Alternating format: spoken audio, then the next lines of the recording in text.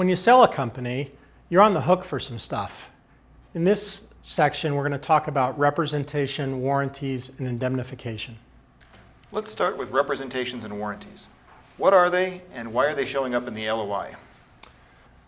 So, in an acquisition, you're going to make some reps and warranties. These reps and warranties are things that the company is saying are true about a variety of different things in the company. The reason they show up oftentimes in the LOI is because you're trying to define what you're going to rep to at a high level and which parts of the reps and warranties are ones that are going to be covered by an escrow, which we'll talk about in a separate section, versus which ones might be outside the escrow. So just trying to get a little definition is important. It's also a good way to tease out how the buyer is going to be thinking about the reps and warranties by forcing that discussion on the front end of the negotiation.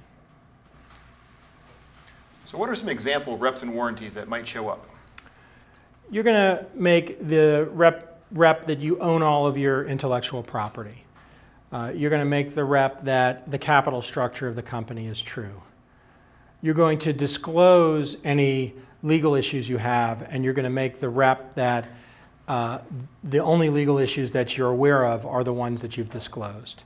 It's things like that. You're going to make the representation that your employees have signed a confidentiality agreement. Some of the reps are very technical in nature. Some of them are very broad. It used to be the case that reps and warranties would include things, again, like that were totally irrelevant to the companies, like that you didn't have any property that had any environmental issues. Well, if you're a technology company and you rent all your space and you don't actually produce anything, that's a rep that doesn't make any sense. But you'll rep that you're in compliance with taxes and applicable laws and things like that. What's an indemnification, and how does that relate to reps and warranties? The indemnification is the specific statement that if something is not true in your rep and warranty, you're taking responsibility for it. And how the indemnification language works often has a lot of importance in the context of any issue around the reps and warranties. So there's a big difference, for example, between having knowledge of something and not. So if something exists and you had knowledge of it, but you don't have what's called a knowledge qualifier, the indemnification language will make a lot more difference. But if you have a knowledge qualifier, the indemnification language might not matter at all. So the linkage between this whole section and what you're indemnifying and who's on the hook for what becomes quite important. So in your experience going through this with your companies, how much of this is, call it pro forma, versus, boy, this is stuff you really need to pay attention to?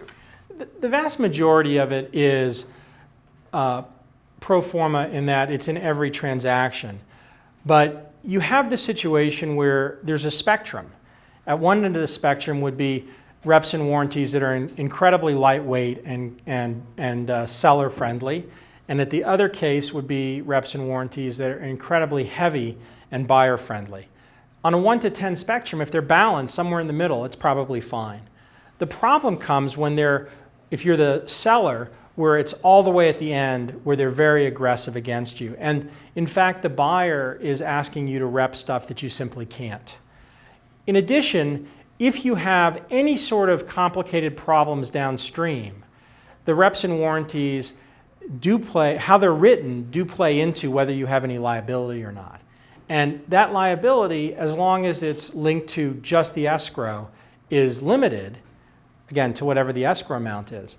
But if it's not limited to the escrow, that liability can actually be quite significant, and in some cases as much or more than the actual deal value. So while it's pretty standard stuff, getting the language right matters, and making sure that you've limited your liability as much as you possibly can to a defined amount for each of the reps and warranties that you're making. Questions?